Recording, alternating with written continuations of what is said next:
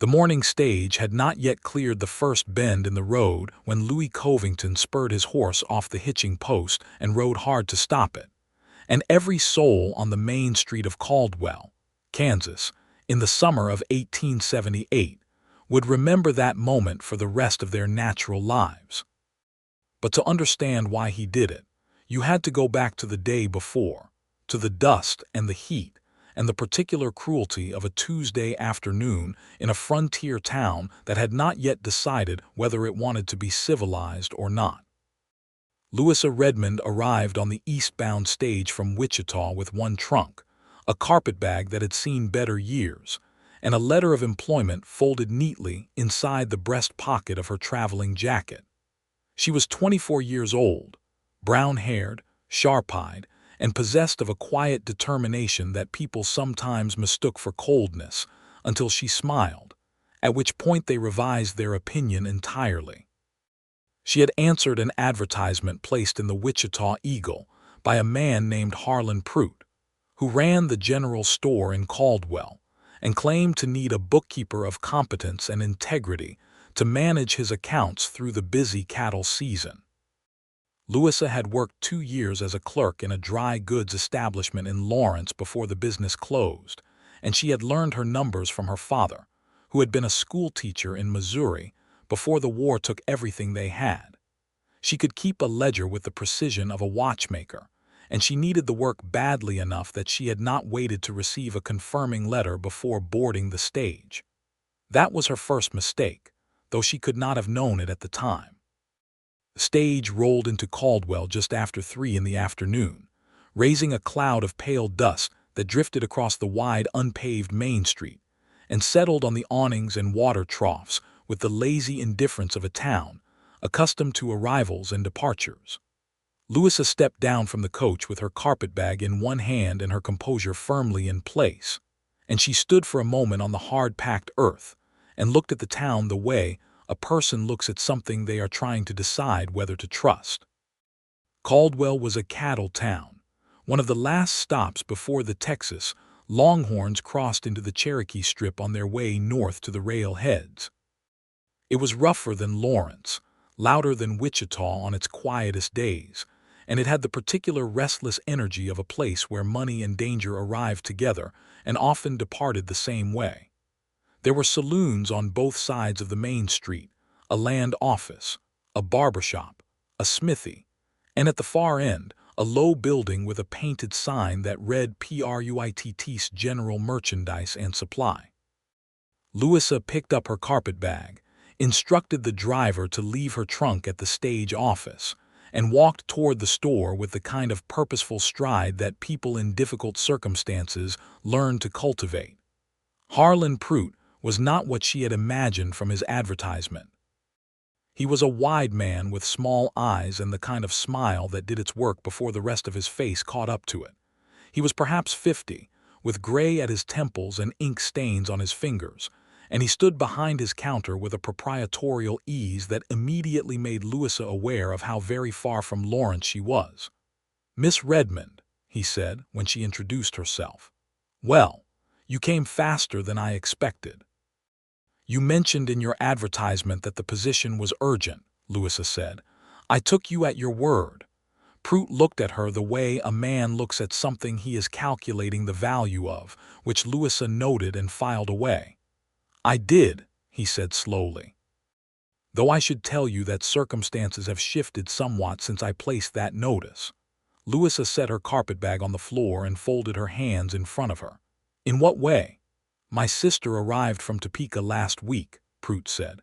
"Her husband passed in the spring and she needed a place, so she has taken up the bookkeeping herself. I ought to have written to you sooner, I admit, but the fact is, the position is no longer available." There was a silence in the store that had the texture of something very unpleasant. A fly droned against the window glass. Somewhere outside, a horse stamped and blew. "I see," said Louisa. "I am sorry for the inconvenience," Pruitt said, in the tone of a man who was not particularly sorry at all. "The next stage east departs tomorrow morning at 7. I imagine you can make arrangements at the hotel for tonight." Louisa stood very still for a moment, and then she thanked him with a brevity that was the closest she could come to courtesy under the circumstances, picked up her carpetbag, and walked back out into the afternoon heat. She stood on the boardwalk outside Pruitt's store and allowed herself exactly 30 seconds of private devastation, which was all she could afford. She had $11.40 in her purse. She had a trunk at the stage office. She had no position and no prospects in a town she did not know, and the nearest people she could call family were 2 days east by rail, assuming she could reach the railroad at all from here. She was, in the plainest possible terms, in serious trouble. It was in that exact moment of reckoning with the situation that she became aware of someone watching her. He was sitting on a bench outside the barber shop across the street, which was where Louis Covington spent most of his afternoons when he was not working, and he had been watching the stage come in with the idle attention of a man who had nowhere pressing to be. He was 30 years old, lean and weathered in the way that men who work land get weathered, with dark hair that curled slightly at the collar and eyes the color of creek water in autumn, that particular shade that sits between green and brown and cannot quite decide. He wore a plain canvas shirt and worn trousers tucked into boots, and he had a hat pulled low against the afternoon sun, and he was very quiet in the way that some men are quiet, not from shyness or lack of thought, but from a settled interior life that did not require constant external expression. Louis Covington was known in Caldwell for 3 things. He was known for his skill with horses, which was genuine and widely respected. He was known for being a man of very few words, which was also genuine, though less universally appreciated. And he was known for having bought the Harker place south of town 2 years previous, and for working it alone with a persistence that people admired, but also found faintly lonely. He had arrived in Caldwell from Texas, where he had spent 7 years as a ranch hand after the war took his family's farm in Virginia, and he had saved every dollar with a discipline that bordered on the monastic until he had enough to buy his own land. He did not know Louisa Redmond from anyone, but he watched her walk out of Pruitt's store and stand on the boardwalk with that particular stillness, and he recognized something in her posture that he had felt himself, the particular stillness of a person who has just received news that changes the shape of everything and is working very hard not to let it show. He did not go to her then. He was not that kind of man, the kind who crosses a street uninvited into someone else's difficulty. He watched her straighten her shoulders and pick up her carpetbag and begin walking in the direction of the hotel, and he noted it and he thought about it. And that evening, he was still thinking about it in a way that was unusual for him. Louisa checked into the hotel with the last of what she considered her discretionary funds, and sat on the edge of the narrow bed in the small room and worked through her circumstances with the same precision she would have applied to a difficult ledger. She could telegraph her cousin in Kansas City, but her cousin was not in a position to help financially. She could look for other work in Caldwell itself, but a cattle town at the height of the trailing season was not naturally hospitable to a single woman seeking respectable employment. She could take the morning stage east and go back to Lawrence and begin again, which was the rational and responsible course of action. She sat with that option for a long time. Going back to Lawrence meant admitting that the advertisement had been a mistake, that she had been too impulsive, too trusting of a few lines in a newspaper. It meant starting over with diminished resources. It meant, in some private way she could not entirely articulate, a retreat from the person she was trying to become. But she was practical above all things, and practicality has its own kind of courage. She decided that she would take the morning stage. She came downstairs for supper in the hotel dining room just as the evening was turning the sky to copper and rose, and she found the room already populated by a mix of cattle drovers, a land agent from the looks of him, and various other citizens of Caldwell taking their evening meal. She found a seat at the end of one of the long tables and ordered the beef stew, which was what was available, and she sat quietly and ate without looking at anyone in particular. Louis Covington came in 20 minutes after she did. He generally took his supper at home, but that evening he had been in town longer than usual seeing to a matter at the farrier's, and it was late enough that riding back hungry seemed foolish. He came in, nodded to Elma Hatch who ran the dining room, and took a seat at the same long table as Louisa Redmond, because it was the only one with space enough. He sat down 3 seats away from her, and did not say anything because he was Louis Covington, and that was how he operated in social situations, which is to say, with the minimum of words compatible with basic courtesy. They ate in silence for several minutes. Then Louisa knocked over her glass of water. It was not a dramatic event, merely a moment of inattention combined with the tiredness of a long traveling day, and the water spread across the table in the unhurried way that spilled water always does. Louisa reached for her napkin immediately, catching it before it spread to Louis's side, and she said, "I am sorry," to the general vicinity. "No harm," Louis said, which were the first 2 words he had ever spoken to her, and he handed her a second napkin from the stack near his plate without being asked. "Thank you," she said.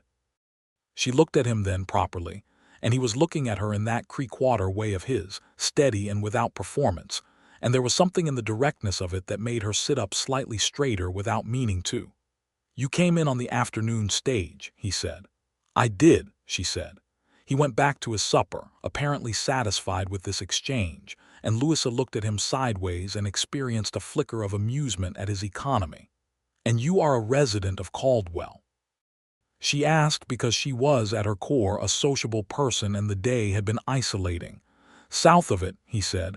"I have a place on the Chicaskia." "That's the river," she said. "It is," he agreed. Louisa set down her spoon. "Are you always this talkative, or is this a special occasion?" Louis Covington looked at her again, and this time there was something at the corner of his mouth that might have been the beginning of a smile, though it did not quite complete itself. "I tend to talk when I have something to say," he said. "Most conversations people have got enough words in them already." Louisa considered this. "That is either very wise or very antisocial," she said. "I haven't decided which." "Could be both," he said. She laughed, which surprised her, because the day had not been the kind of day that produced much laughter. It was a short laugh, a genuine one, and Louis Covington heard it and felt something shift very slightly in the settled interior of himself, which was also unusual for him. "Louisa Redmond," she said, and offered her hand across the table in the direct way that women who have been raised to be competent sometimes do in defiance of all convention. He shook it. His hand was rough with work and warm, and he did not make a fuss of it. "Louis Covington," he said. "We have nearly the same name," she said. "I noticed. Does that strike you as remarkable?" "It strikes me as something," he said. They finished supper in a silence that was, somehow, more companionable than the talking had been. When Elma Hatch cleared the plates and brought coffee, Louisa found that she had drunk hers before she meant to, and when she looked up, Louis Covington was still sitting at the table with his coffee in his hands, not in any hurry to be anywhere. "Can I ask you something?" she said. He looked at her with that steady water-colored attention. "Yes," he said. "Is there any respectable work for a woman in this town? I have experience in bookkeeping and general store management. I had a position arranged here that fell through on arrival, and I am trying to think practically about my options." Louis was quiet for a moment, not uncomfortable, just thinking. "Prude," he guessed. "He did not mention his sister in his advertisement," Louisa said with commendable restraint. "No," Louis said. "He would not have." He was quiet again. "The land office is behind in its paperwork. Wade Mercer, who runs it, has been trying to hire someone since March, but this town doesn't produce many bookkeepers." He paused. "Mercer's a fair man, harder to say for Prude." Louisa looked at him with renewed attention. "The land office," she said. "South end of the main street. He generally gets in around 8. She wrapped her hands around her coffee cup and felt something loosen in her chest that had been drawn tight all afternoon. "Thank you," she said, and she meant it with a sincerity that was evident.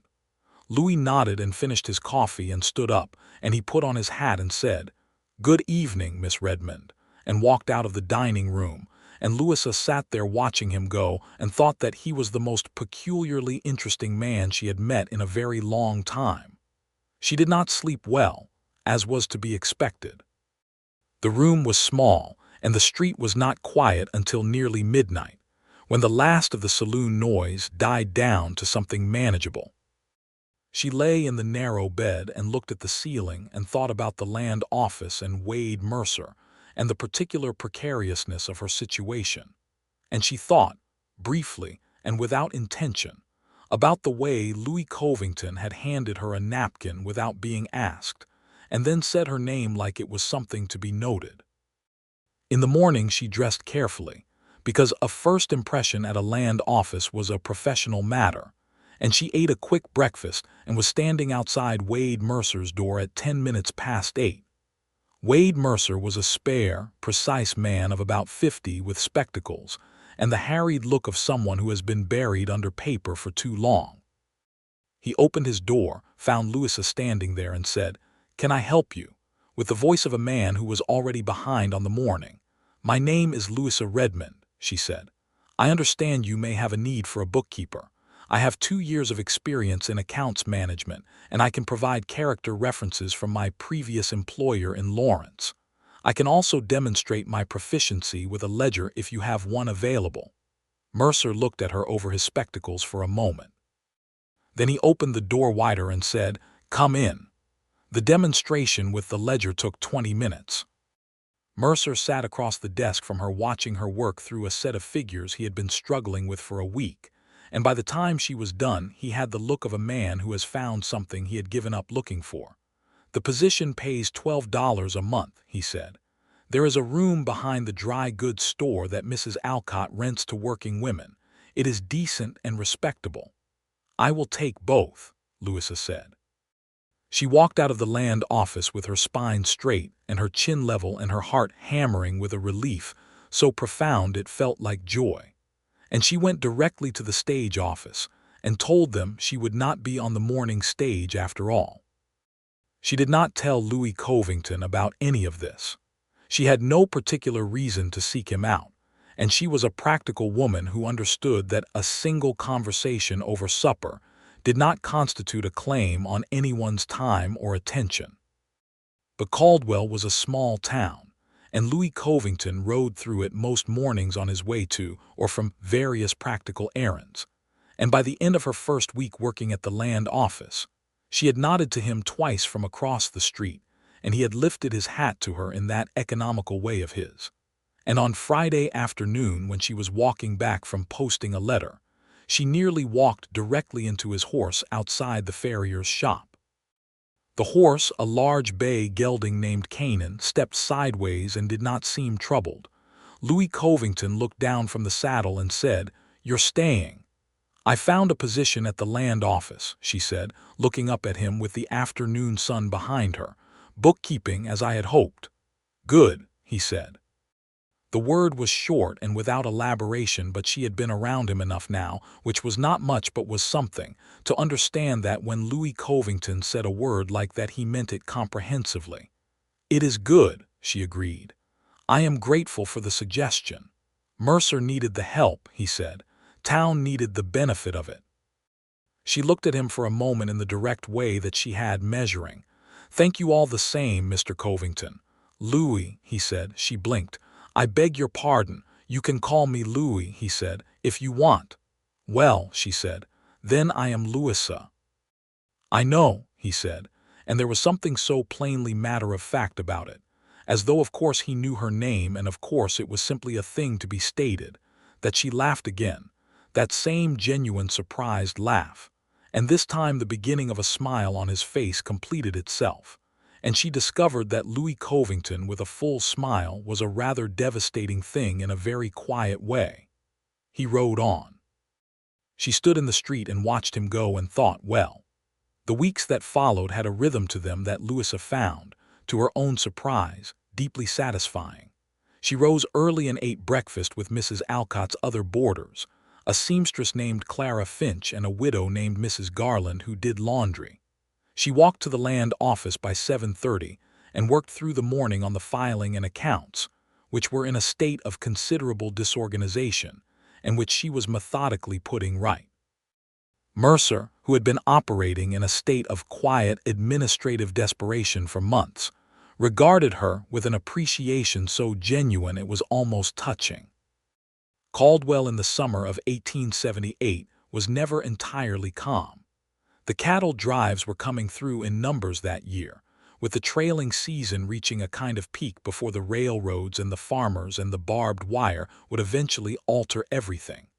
She could hear the longhorns moving through town some mornings, a sound like distant thunder, and the drovers would fill the saloons by nightfall. There were disputes and there was noise, and occasionally there were worse things, and Louisa learned quickly which streets to take, and which hours were safer than others, and how to present herself in a way that made clear she was not someone to be trifled with. She had been in Caldwell 3 weeks when Louis Covington came into the land office with a question about a boundary survey. He stood at the counter with his hat in his hands, which was a courtesy he paid automatically, and which Louisa noticed, and he explained the matter to her in his economical way, and she pulled the relevant surveys from the file cabinet. She had recently reorganized and spread them on the counter, and they stood side by side looking at the maps and talking about property lines. It was the most words she had ever heard him say at once, and she was interested to discover that when Louis Covington had a subject he knew and cared about, the economy of his speech did not mean he was unclear. Every sentence was precise and necessary. He spoke about his land the way a man speaks about something he has worked very hard to earn and thinks about in the quiet hours of the night. "You have been improving the place yourself?" she asked, tracing a line on the map. "Most of it," he said. "Built the second fence line last fall, broke ground on a kitchen garden in the spring." He paused. "It takes time." "What kind of stock?" "Horses, mainly, some cattle on the east pasture." "I'm not in the trailing business." He glanced at her. "I have no interest in trailing." She looked at him. "Why not?" There was a pause. "Because it wears everything out," he said. "The land, the stock, the men who do it. I'd rather build something slow and have it last." Louisa stood for a moment with the survey map under her hands and thought that this was one of the more interesting things anyone had said to her in recent memory.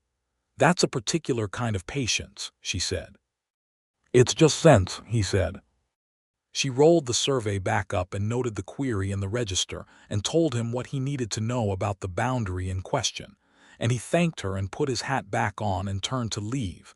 And then he stopped with his hand on the doorframe and looked back at her in that deliberate way of his. "There's a social at the church Saturday evening," he said. "I generally don't go to these things." Louisa waited. "But I thought I would go to this one," he said, and the statement hung in the air between them with the particular weight of something that was trying to say more than it was saying. "I hadn't heard about it," she said carefully. "Clara Finch would know," he said. "She usually helps with the arrangements." He put his hat on properly. "I thought it was worth mentioning."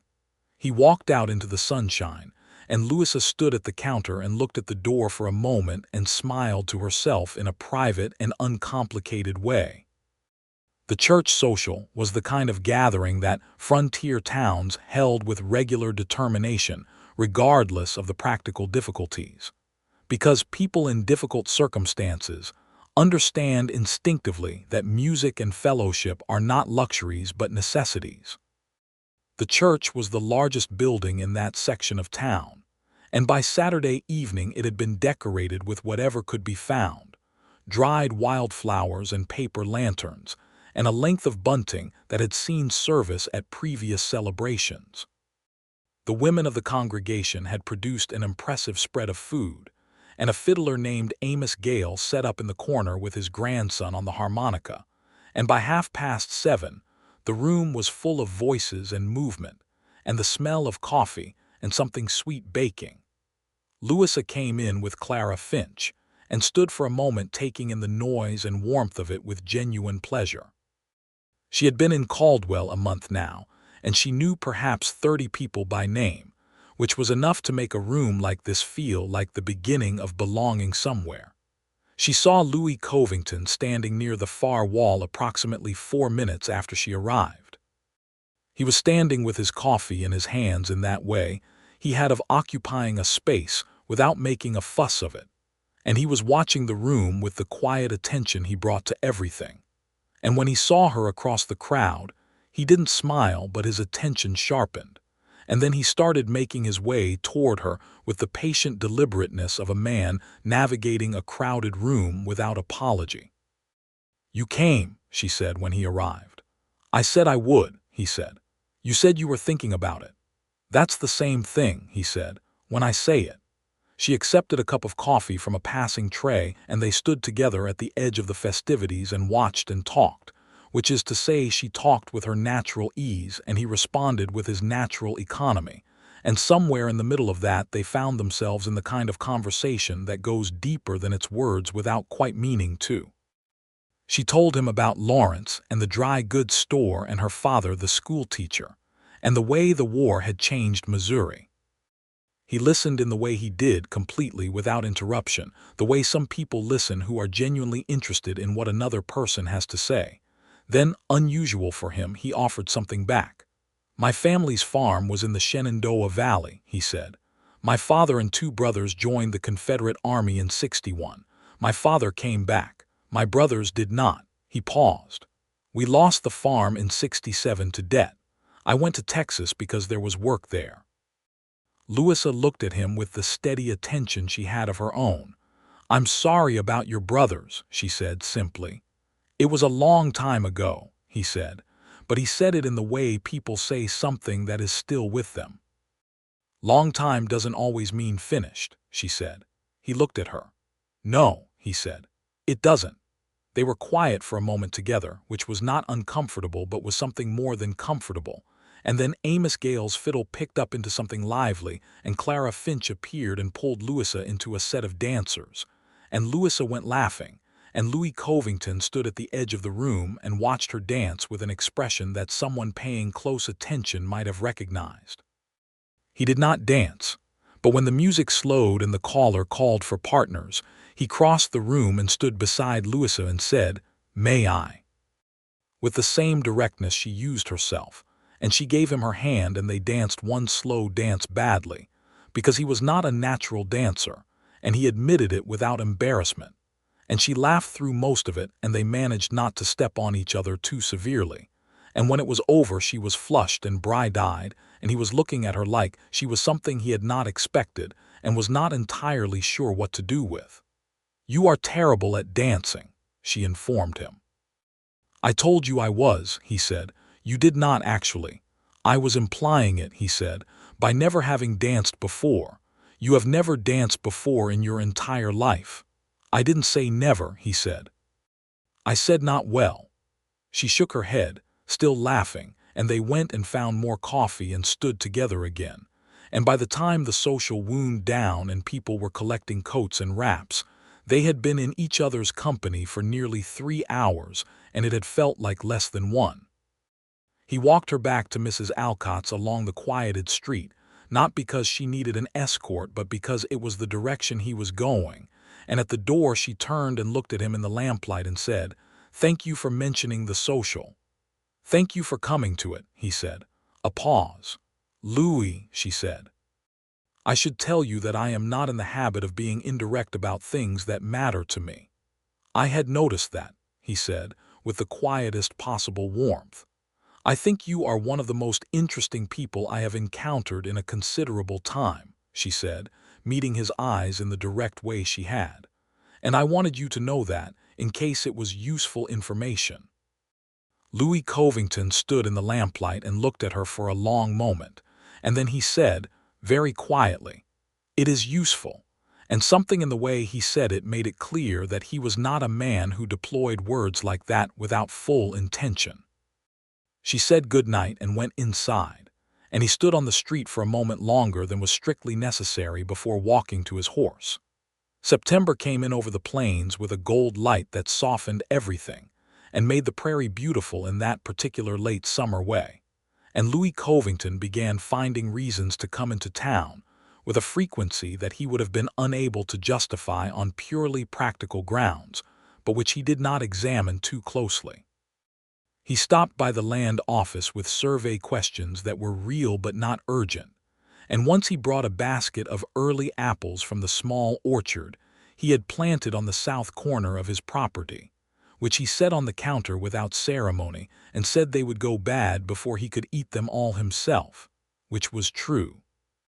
Louisa ate an apple at her desk and thought about the orchard and the fence line and the kitchen garden, and the picture that all of it made together. And she thought that Louis Covington was building something with more care and intention than most people brought to anything. They walked along the river on a Sunday afternoon in late September, which was not a formally arranged thing, but happened because they both had the afternoon free and met outside the hotel where she had eaten dinner with Mercer and his wife. And Louis had his horse, but it was too fine an afternoon to ride. So he tied Canaan to a fence, and they walked along the Chicaskia for 2 hours. The river was low at the end of summer, running clear and shallow over flat stones, and the cottonwood trees were beginning to turn, dropping gold leaves into the current. It was the kind of afternoon that does not ask anything of you, and they walked in comfortable silence as much as in conversation, and at one point she stopped to look at a heron standing motionless in the shallows, and he stopped beside her and they watched it for a long moment without speaking, and then it lifted and flew and they walked on. "Do you plan to stay in Caldwell?" he asked, at some point along the river. She considered it. "I plan to stay as long as the work is here and the situation is good," she said. "I'm not one for staying places out of habit, but I'm also not one for leaving places that are working." He nodded, processing this. "Why do you ask?" she said. "I was thinking," he said, and then was quiet for a moment in the way he was quiet when he was choosing his words with particular care. "I was thinking that I have spent most of the last 10 years building something with the idea that it would matter eventually, that there would be a point to it, and it has been easier to work at that when I had the company in my head of." He stopped. "Of what?" she asked softly. "Of the idea of someone," he said. "Someone worth building it for." He did not look at her when he said this. He looked at the river. "You are the first actual person to make that idea feel like something real rather than just a thought I kept myself company with." Louisa stood still on the river bank and felt something warm and complicated move through her chest. "That," she said after a moment, "is the most words you have ever said to me at one time." He looked at her then, finally, with those watercolored eyes, and there was something in them that was careful and honest and entirely without pretense. "I have been practicing," he said. She laughed, and he did too, and then they were both laughing there by the river in the afternoon gold, and it was the first time she had heard him really laugh, not just the beginning of one, and she stored it away in the part of herself that kept things that mattered. They did not declare anything formally that afternoon. That was not how either of them operated. But when they walked back to town and he retrieved Canaan and she said goodnight and went inside, they both understood that something had been said on the river bank that could not be unsaid, and neither of them wished it otherwise. October brought the end of the cattle season and a different pace to Caldwell, and the town that had been loud and driven with trail business began to settle into its fall rhythms. Fewer drovers passed through. The saloons were quieter. The land office work shifted from the transactional urgency of summer to the slower business of boundary claims and homestead filings, which Louisa found in some ways more interesting. She and Louis saw each other with a frequency that Mrs. Garland found worthy of comment at the boarding-house breakfast table, and Clara Finch told her privately that Louis Covington had not been known for keeping regular company with anyone in the 2 years he had lived south of town, which Louisa received without visible reaction and filed as significant. One cool October evening, he took her to supper at the hotel properly, which was different from the accidental shared meals they had begun with, and they sat at a table by themselves and ordered the same roast chicken and ate it by lamplight, and talked for 2 hours about everything from the new homestead laws to whether the Psalms were better than Proverbs as literature. which was a subject she introduced, and which he took up with more engagement than she had expected. Because he had read more than his quietness suggested. "Do you go to church?" she asked. "Not generally," he said, "but I believe things." "What things?" He thought about this in his deliberate way. "I believe that the land rewards careful attention," he said. "I believe that most suffering comes from people not treating other people as though they matter. I believe that if you plant something with the right intention in good soil, it generally grows." He picked up his coffee. "And I believe that some things you don't get to choose, they just happen to you and you have to decide what to do about them after. Like me happening to you." She said, with the directness that she had learned he responded to better than anything oblique. He looked at her steadily. "Yes," he said. The word sat between them like a stone in still water. "You should know," she said quietly, "that I feel the same way about it." "I know," he said. "You know." "I notice things," he said. She looked at him for a long moment. Louisa, I think," she said, "that we should discuss what we are doing here and where it leads, because I am a practical woman and I don't do things without knowing what I am doing." He put his coffee down and folded his hands on the table and looked at her with the full direct attention that was so characteristic of him. "I think," he said, "that I would like to court you, formally, if that suits you."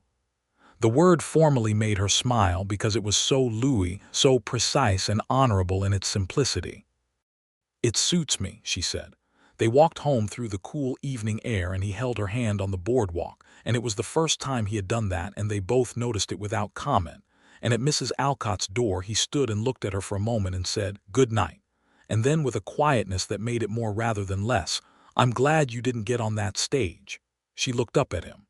"I didn't know you were aware of my situation that day." "I saw you come out of Prout's," he said. "I saw your face. And you sat on that bench and didn't come over," she said, not accusingly but inquiringly. "You didn't need anyone coming over," he said. "You had it, I could see that." "I just a pause. I wanted you to know that someone noticed." Louisa stood on the step and looked at him and felt something settle in her that had been unsettled for a long time, something quiet and important that slid into place without ceremony. "You are remarkable," she said, "in the quietest possible way." "Go inside," he said, with that beginning of a smile that she now watched for. "It's cold." She went inside, and she stood inside the door and pressed her back against it and breathed. And Mrs. Garland appeared in the hallway with a lamp and looked at her expression and said, "Well," with considerable satisfaction. They courted through October and into November in the manner of their characters, which was quietly and substantially. He took her riding on a Sunday and showed her the Covington land, all 40 acres of it, the eastern pasture and the kitchen garden cut back for winter and the small orchard and the house he had built himself, which was plain but well made, and had a porch that faced west for the sunsets. She stood on that porch and looked at the plains rolling away to the horizon, brown and gold and endless, and she thought that it was one of the most beautiful things she had seen in her life. "You built all of this yourself," she said. "Mostly," he said. "Hired help for the roof framing." "That's not a one-man job." "It's very good," she said. "It's not finished," he said. "It still needs things." She looked at him sideways. "More rooms," he said very carefully. "Eventually." She turned back to the plains and let a small smile settle on her face and said nothing, because some things don't need commentary. But Caldwell in November of 1878 was not entirely a place of quiet courtships and autumn beauty. The business of the land was complicated by politics that ran deep and uncomfortable, and Louisa in her work at the land office saw the edges of things that were not right. She processed filings that pressed against the boundaries of what was legal, pushing into territory that had been promised and broken and promised and broken again.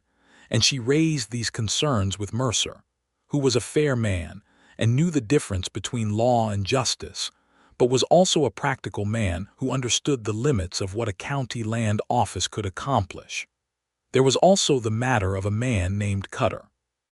Dale Cutter was a land speculator who operated in the southern Kansas Territory, with a loose interpretation of the homestead requirements that bordered on fraud and occasionally crossed it. He was a large, loud, handsome man in his 40s with money and connections to certain political offices in Topeka, and he had a way of walking into rooms and filling them that some people found magnetic and Louisa found, after 30 seconds of observation, deeply untrustworthy. He came into the land office on a Wednesday in the second week of November with a filing that did not add up. Louisa went through it twice at the counter, while Cutter stood there in his good coat and watched her with the particular attention of a man who is used to women processing his paperwork and not asking questions. "Mr. Cutter," she said, looking up. "The residency requirement for this claim is 6 months of continuous occupation. The dates on this affidavit suggest occupancy of approximately 3 months. Can you provide additional documentation?" Cutter smiled at her the way men smile at obstacles they believe to be temporary. "That affidavit was prepared by my attorney," he said. "I imagine he knows what the documentation requires." "I am sure he does," Louisa said pleasantly.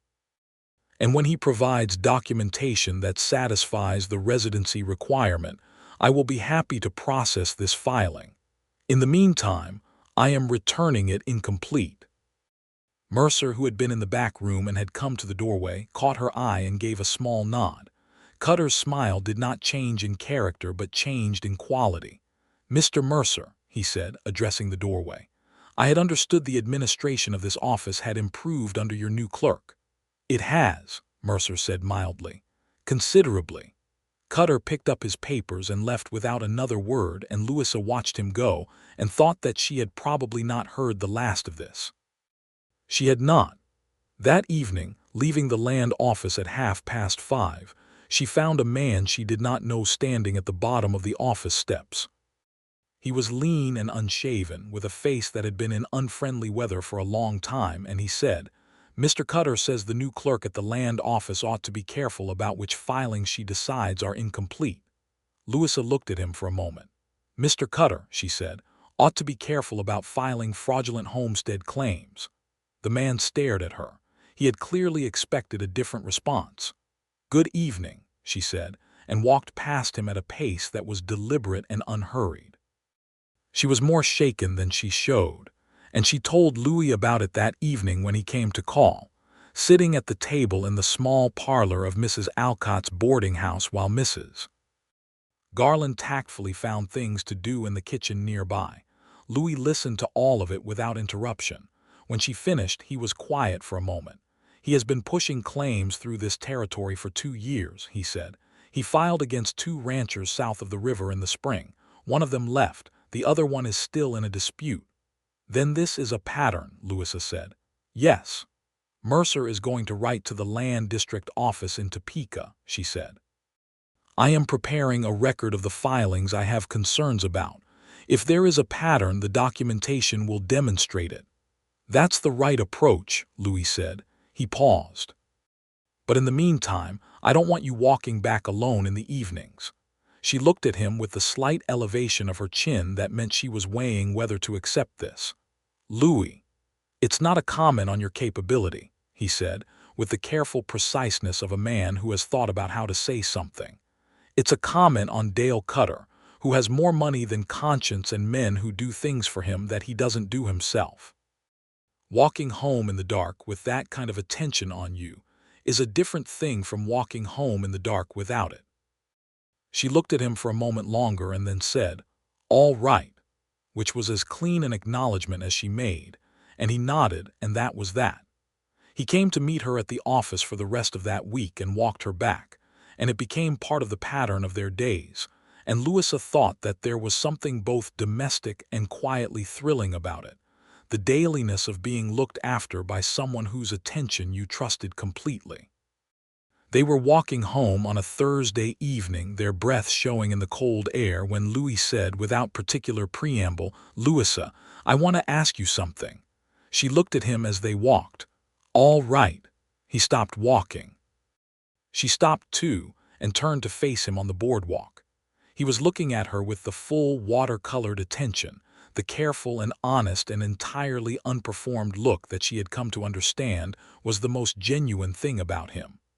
"I know we've only been courting since October," he said, "and I know that is not much time, but I am not a man who lets things sit when he knows what he thinks about them." Louisa stood in the cold evening air and looked at him and said nothing, because he was clearly not finished, and she did not want to interrupt him. "The house on the Chicaskia needs more rooms," he said. "I have 40 acres and a good orchard and a herd that is growing. I have enough to make a proper life." He paused. "I want to make it with you."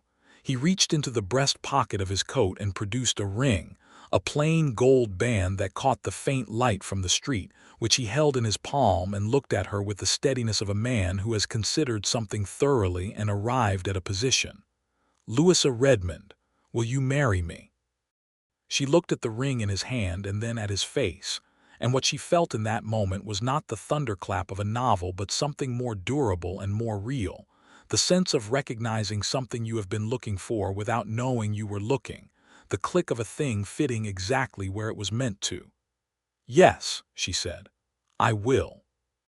He put the ring on her finger with hands that were steady and warm, and then he looked at her in the evening cold and said her name once, just her name, and pulled her gently close and kissed her for the first time, which was quiet and warm and entirely like him. And she stood in the middle of the boardwalk in Caldwell, Kansas, in November of 1878, and thought that she would remember this for every day of her remaining life. Behind them, the door to the mercantile opened, and a man came out, looked at them, said "Oh," apologetically, and went back inside, and they laughed, their foreheads touching, their breath coming together in the cold air. "I am going to tell Mercer tomorrow," she said.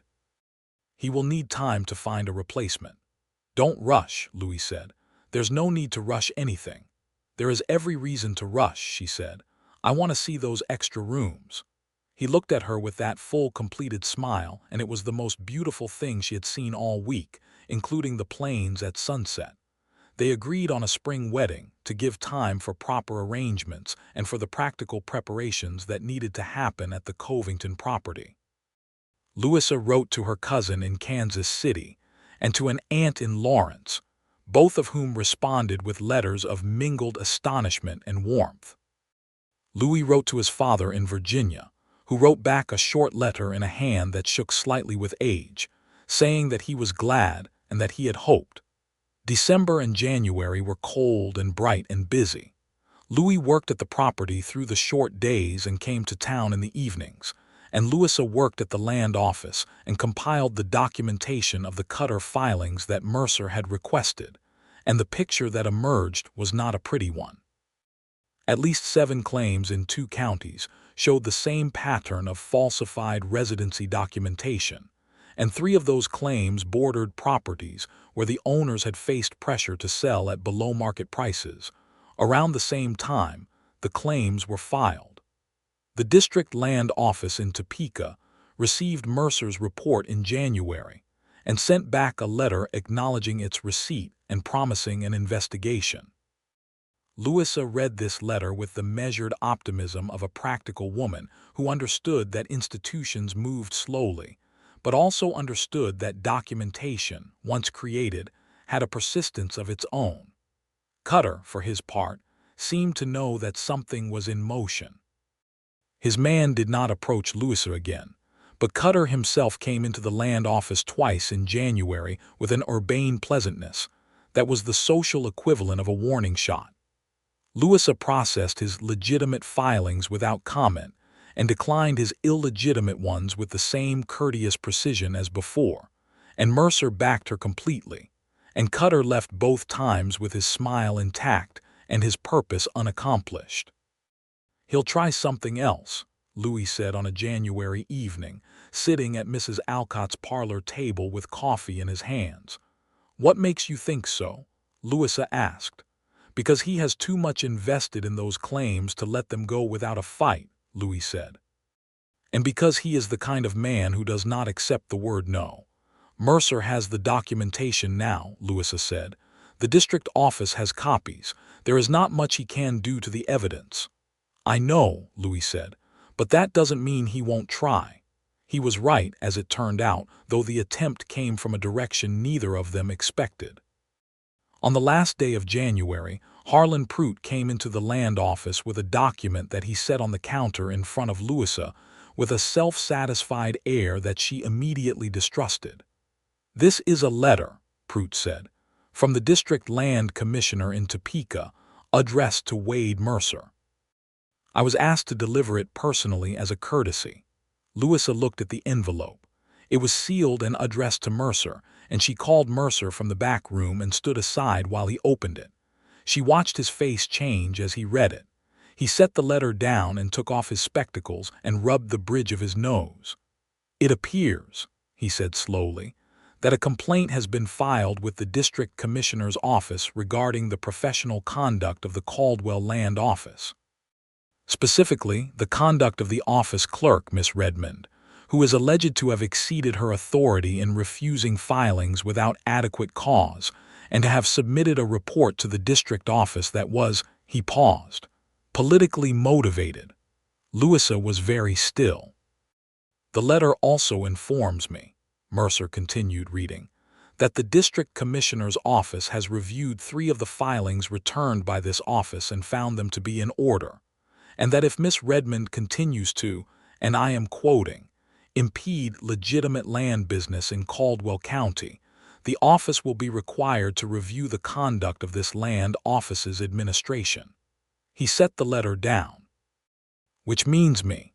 Prout was watching Louisa with the same calculating look she had seen on the day she arrived, and she understood now what she had not understood then, that he was connected to Cutter, that the position he had offered and then withdrawn was perhaps connected to the same money that was now trying to force her out of the land office. "Mr. Prout," she said, very calmly, "please tell Mr. Cutter that his letter has been received." Prout blinked at the directness of this, and then collected himself and left, and Mercer sat down at his desk and looked at the letter for a long time. "I need you to understand," he said finally, "that the district commissioner has the authority to require changes in this office."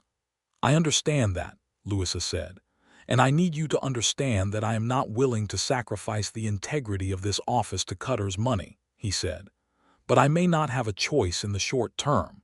This kind of pressure from Topeka can close us down entirely if it's pushed."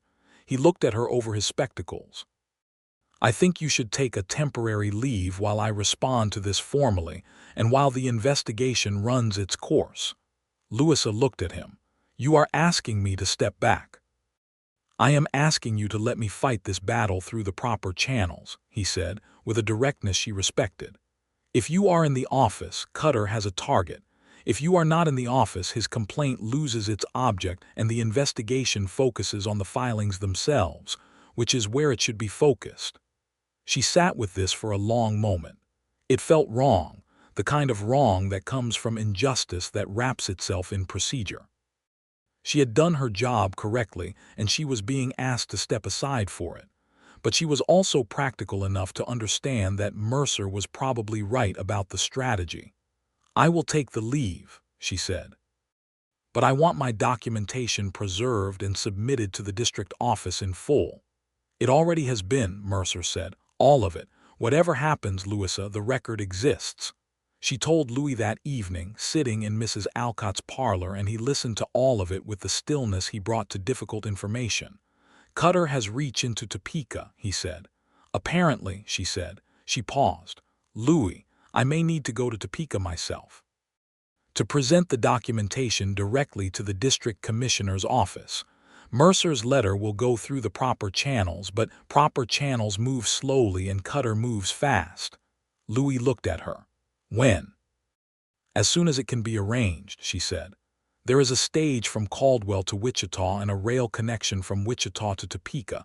It is not a comfortable journey, but it is a possible one." "I'll go with you," he said without hesitation. She shook her head. "The farm needs you. It's February. You can't leave the stock." "I can arrange, Louis." She looked at him directly. "I have handled difficult things before. I know how to make my case. But I am also asking you to trust that I can do this."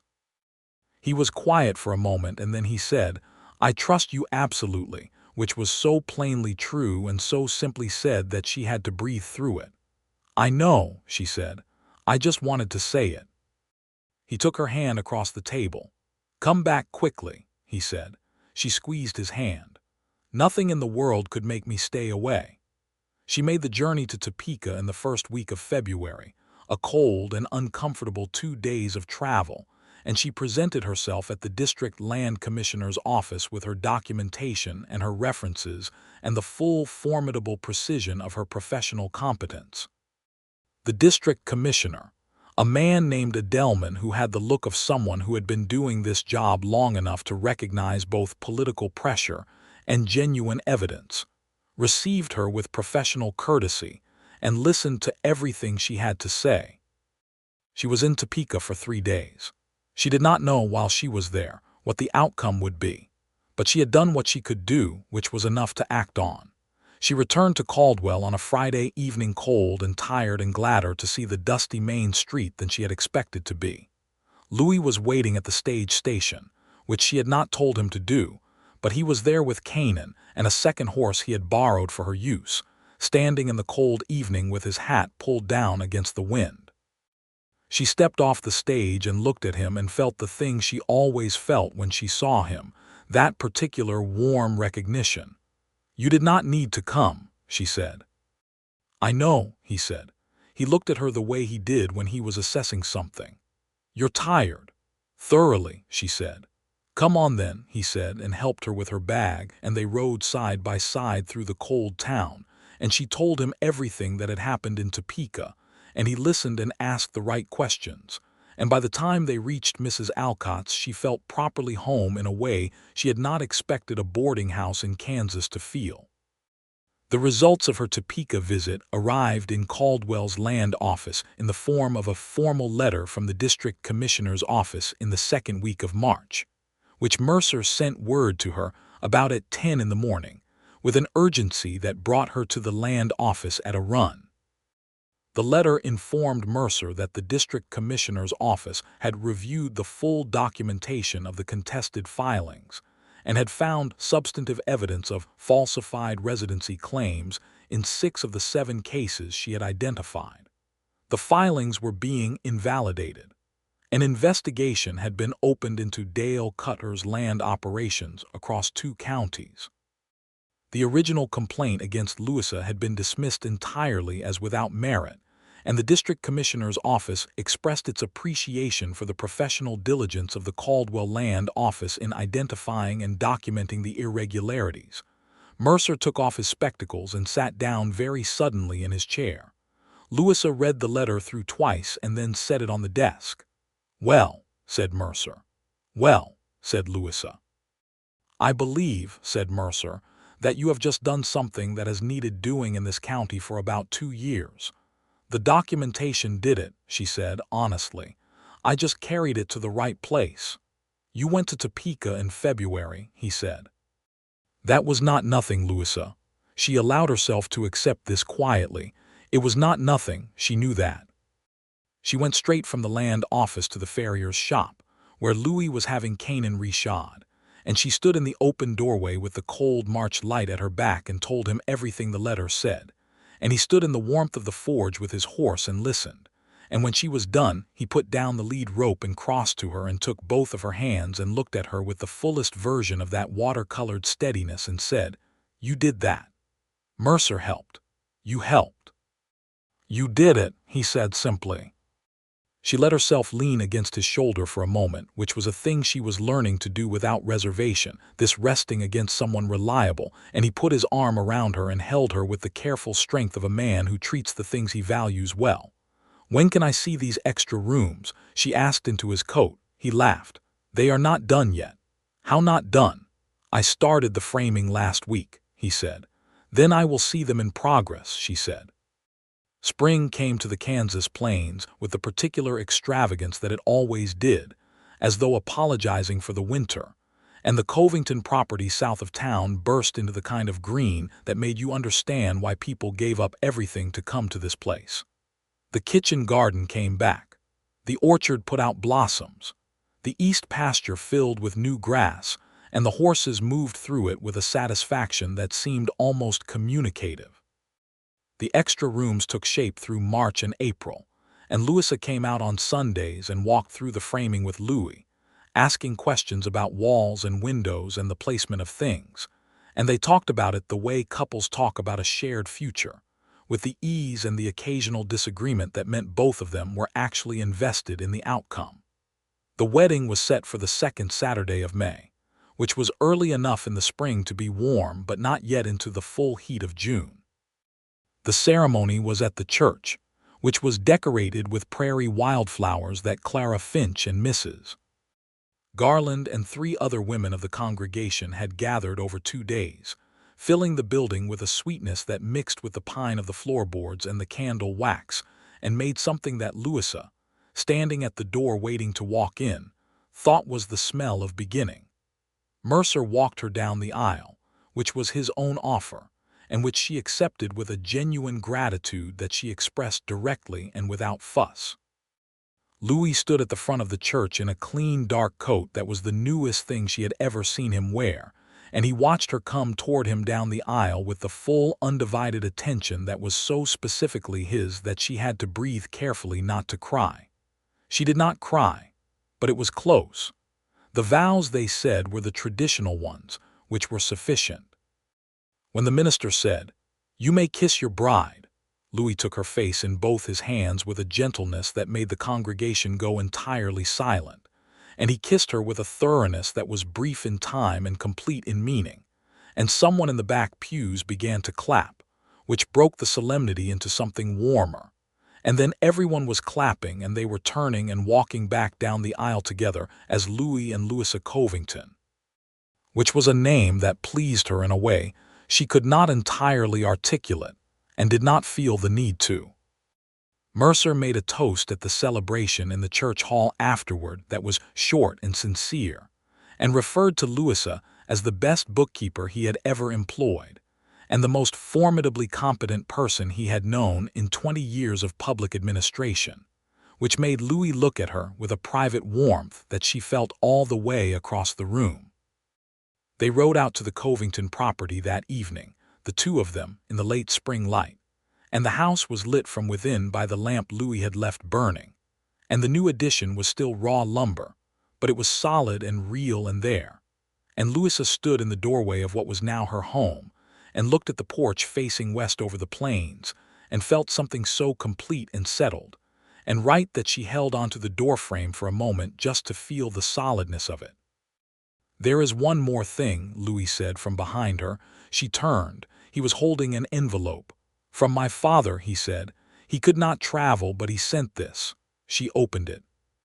Inside was a letter in the shaking hand she recognized from before, and a small photograph of a family outside a farmhouse in what must have been the Shenandoah Valley, a woman and a man and 3 boys of various heights, the youngest of them with the dark curling hair and the particular quality of stillness even in a photograph that she recognized instantly.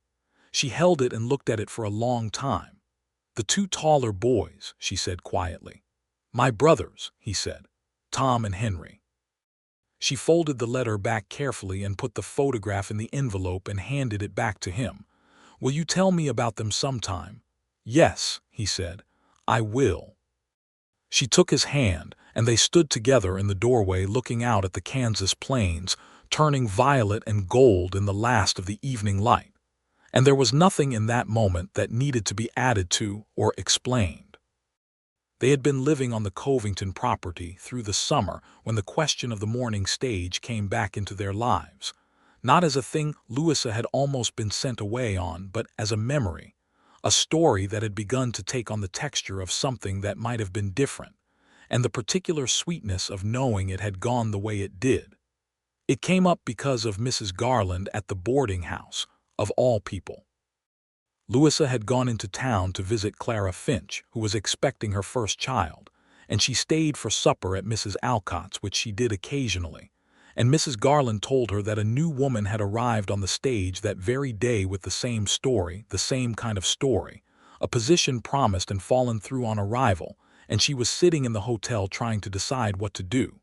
Louisa sat for a moment and then said, "What is her name?" "Ruth Halley," Mrs. Garland said. She is a seamstress.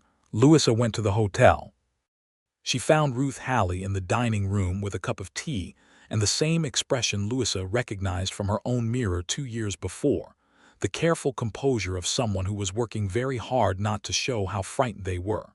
She sat down across from her and said, "I am Louisa Covington. I arrived on this exact stage 2 years ago in nearly identical circumstances. Can I tell you about the land office and a Mrs. Alcott who rents rooms to working women?" Ruth Haley looked at her with an expression of such raw relief that Louisa had to steady her own face. "Yes," Ruth said, "please." Louisa spent 2 hours with her, and before she left she had pointed her toward Mercer, who had recently expanded his operation and genuinely needed clerical support following Louisa's own reduction of hours after the wedding, and toward Mrs. Alcott, who had a room available, and she had given her the names of 3 women in town who would help her find her footing.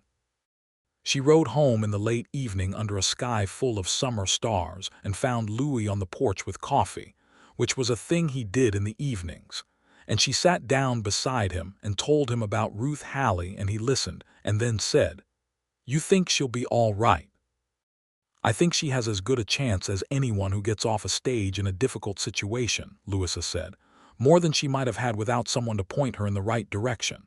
"Like you had," he said. She leaned her head against his shoulder in the evening warmth. "Like I had," she agreed, though my advisor was notably concise. "I told you what you needed to know," he said. "You told me about the land office in 6 words," she said. "That was sufficient," he said. "It was," she said. "It genuinely was."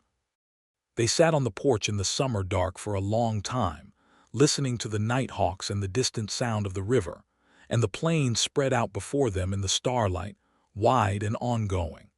In August, Louisa discovered she was expecting. She told Louis on a Tuesday morning before he went out to the east pasture, standing in the kitchen with her hands wrapped around her coffee cup, and she said it directly and simply because that was how she said things. Louis went very still in the way he went still, and then he crossed the kitchen and stood in front of her and looked at her with an expression that was completely open in a way that she had seen only a few times. And he said her name once, quietly, and she nodded, and he put his arms around her carefully as though he had revised his understanding of something fragile, and she laughed at him because she was not fragile. She was the least fragile person she knew. But she also let him hold her for a long moment because she understood what it was. They told Mercer and Clara Finch and Mrs. Alcott and Mrs. Garland, and the response from all quarters was warm and genuine, and Mrs. Garland made a pie, which was her response to all significant life events. The pregnancy was, in the practical terms that mattered, uncomplicated. Louisa continued working at the land office through October, reducing to half-days as her condition became more evident, and she spent the remainder of her time making the house ready in the particular thorough way that she made everything ready. The new rooms were finished by September properly, with board floors and plastered walls and real glass windows that Louis had ordered from Wichita, and she stood in the larger of the 2 extra rooms and thought that a child could grow up well in a room with windows like these. The baby was born in the first week of January 1880, which was a hard month for the delivery, but was otherwise the best month of Louis's adult life.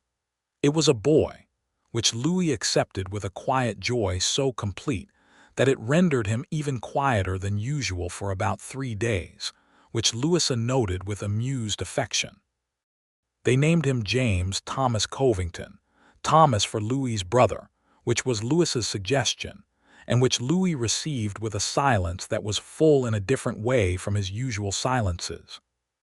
James Thomas Covington was from the beginning a loud and energetic child in thorough contrast to his father, which delighted his mother, and which his father bore with a patience that was entirely characteristic. He had Louis's coloring, the dark hair and the water-colored eyes, and Louis's directness, and the combination of these things produced a personality that by the age of 2 was already recognizable as formidably individual.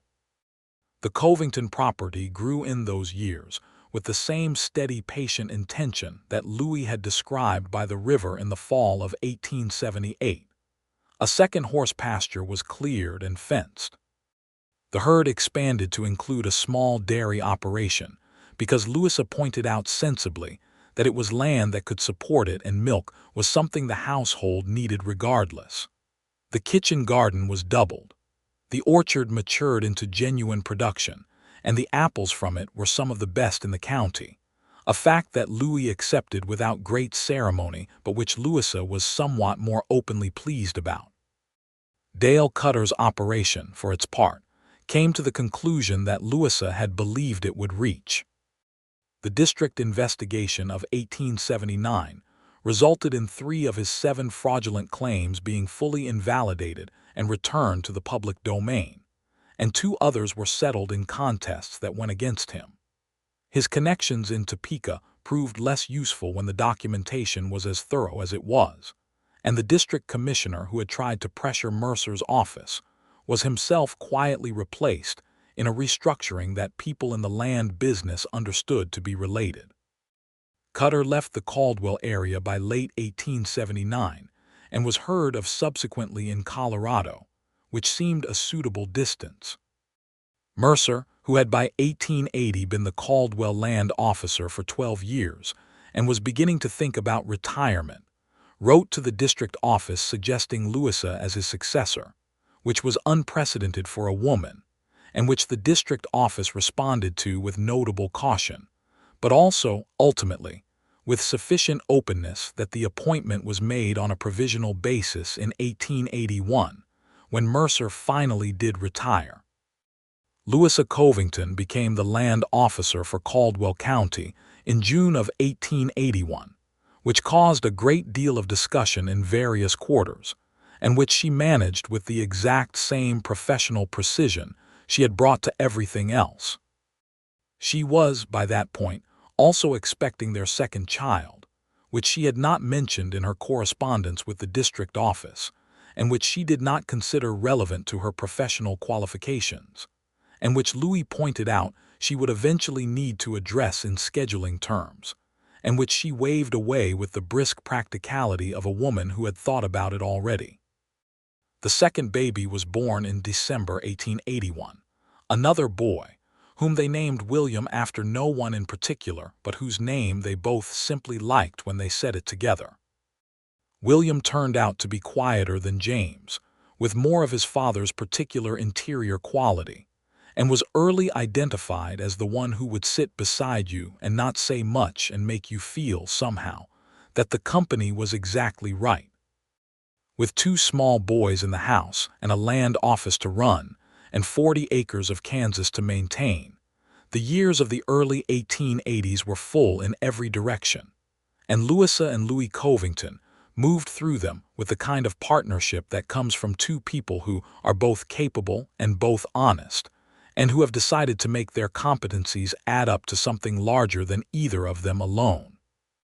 They still sat on the porch in the evenings when the boys were in bed, which was a practice they had established in the first summer and maintained through all the years following.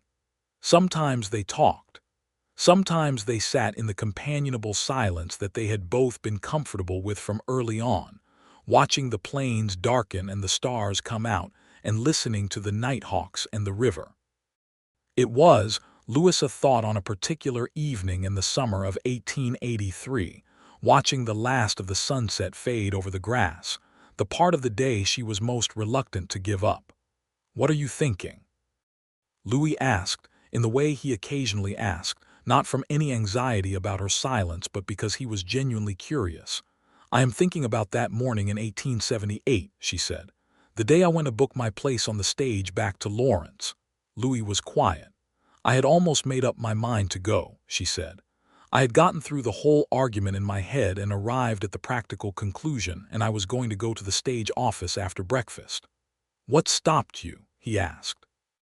"I went to the hotel dining room and Elma Hatch's bread was particularly good that morning," she said, with a perfectly straight face. "And I decided another day could not hurt." He looked at her. "And," she said, with the smile she reserved for the most important things.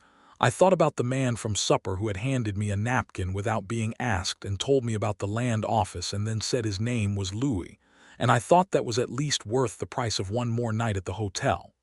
"The bread," he said. "And you," she said. He looked out at the plains. "I was sitting on that bench watching the stage leave," he said quietly. She turned to look at him. "I saw your light on in the hotel," he said. "I knew you were still there. I had been trying to think of a reason to go back to Mercer's office that wasn't obviously a reason to see if you were still working there." He paused. The boundary survey question was real, but it was not urgent. She stared at him. "You have never told me that." "I am telling you now," he said. She looked at him in the evening light, this quiet man who had handed her a napkin 2 years before she married him, who had told her about the land office in 6 words, who had watched her from a bench on the morning. She almost left and been glad when she stayed.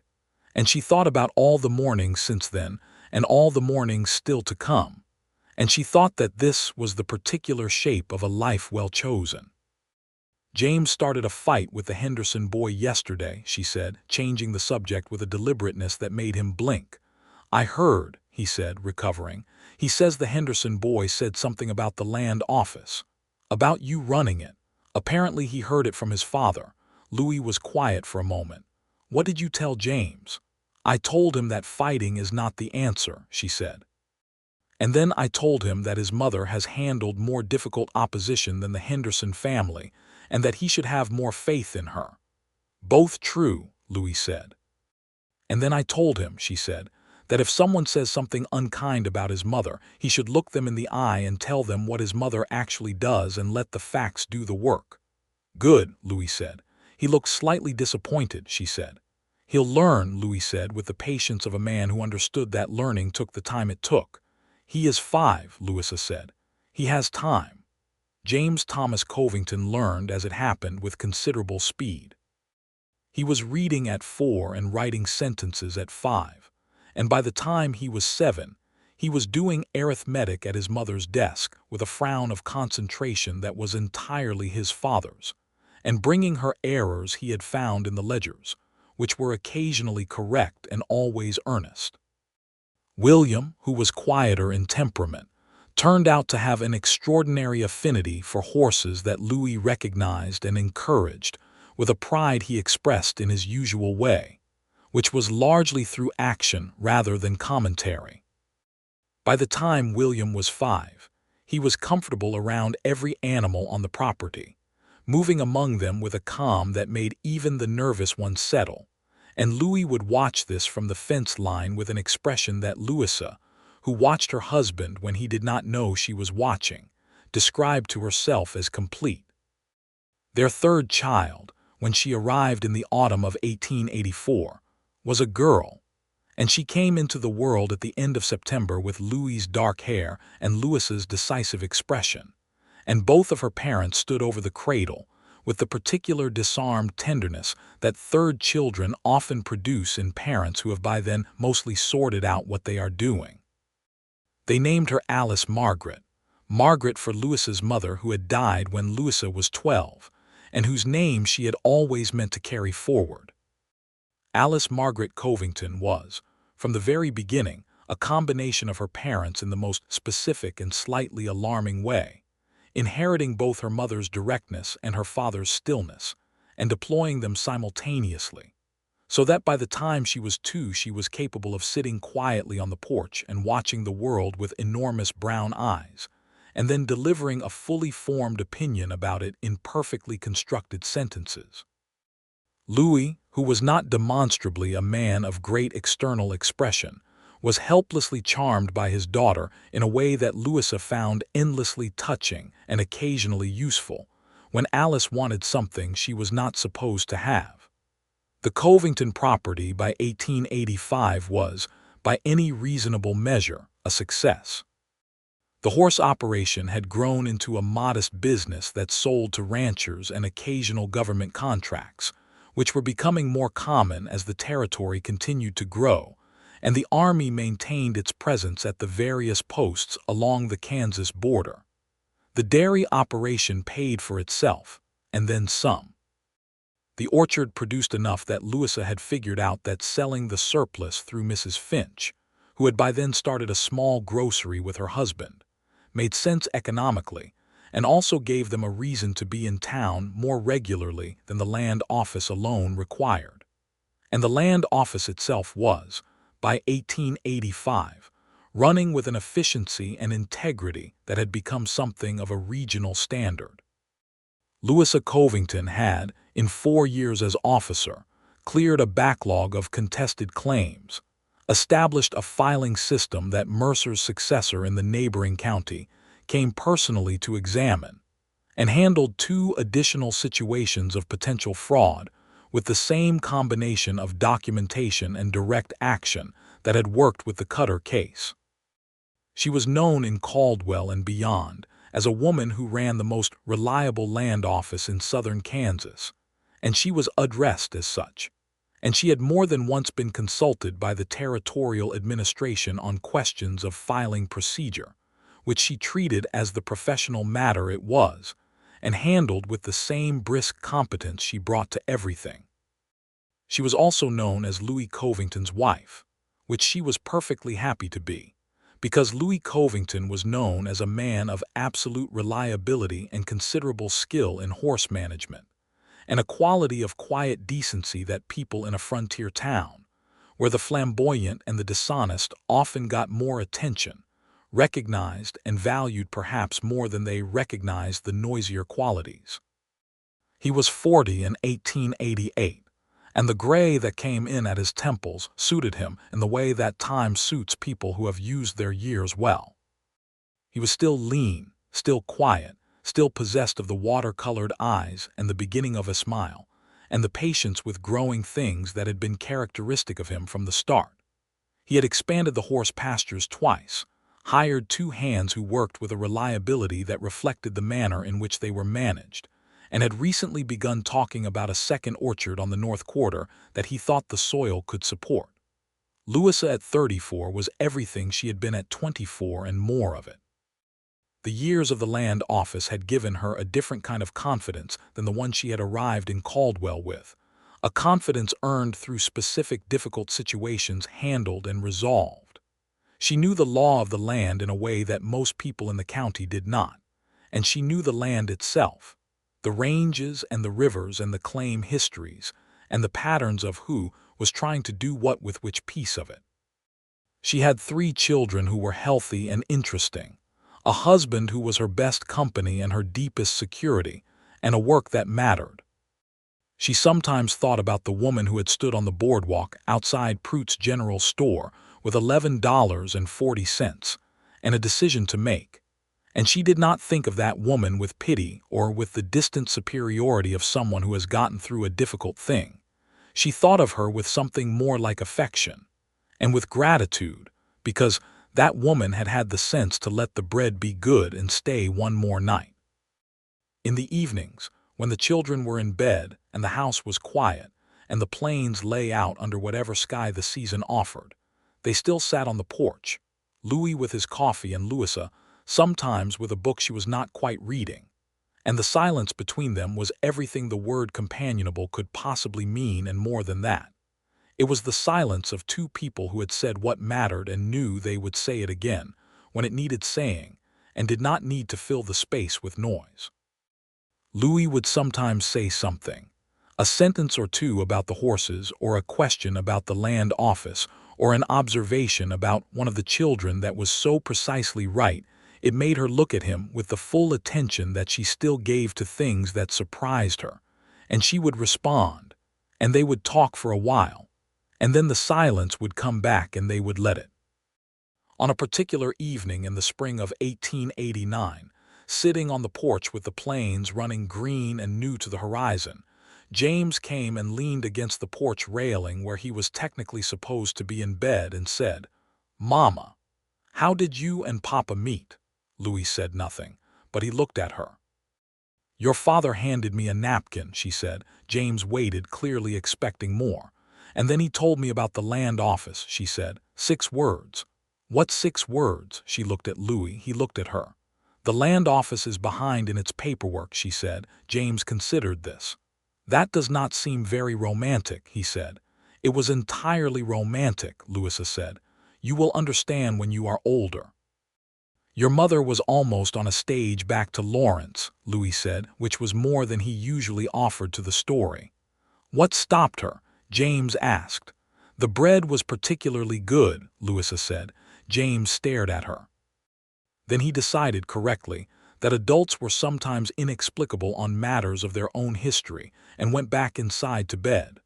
Louisa looked at Louis in the spring evening, and he looked at her, and the smile on his face was the complete one, the full and quiet and devastating one, and she thought for perhaps the 10,000th time that she would never stop finding it remarkable. "The bread," he said. "And you," she said, as she always said. He took her hand in his, the warm, rough hand that she knew as well as she knew her own, and they sat together in the spring dark while the fireflies came out over the east pasture, and the river ran quietly a half-mile south, and the plains went on in every direction, enormous and indifferent and beautiful. And the stars came out one by one over Kansas, and the nighthawks called, and the house behind them was full of sleeping children, and the ordinary, extraordinary accumulation of a life built carefully and with full intention. Louis Covington, who was a man of few words and had never once regretted the 6 he had spent on the woman sitting beside him, held her hand and watched the stars. Louisa Covington, who had gotten off a stage and stayed, and had never once wished she had gotten back on it, leaned her head against his shoulder and felt the completeness of the evening settle around them like something warm, and thought that this was what it was, this exact thing, the solid and the enduring and the quietly joyful. This was what the word home was made of, and she had found it in the last place and the best place she could have looked. On a dusty street in a frontier town in Kansas in the summer of 1878, when a quiet man with water-colored eyes had handed her a napkin without being asked and changed, by that small and unremarkable gesture, the entire direction of her life. The fireflies moved in the darkness over the east pasture. The river ran. The stars burned in the deep Kansas sky. And on the porch of a house that had been built with care and expanded with intention, Louisa and Louis Covington sat in the spring dark with their hands together and the whole of their made life around them. And it was enough. It was more than enough. It was everything.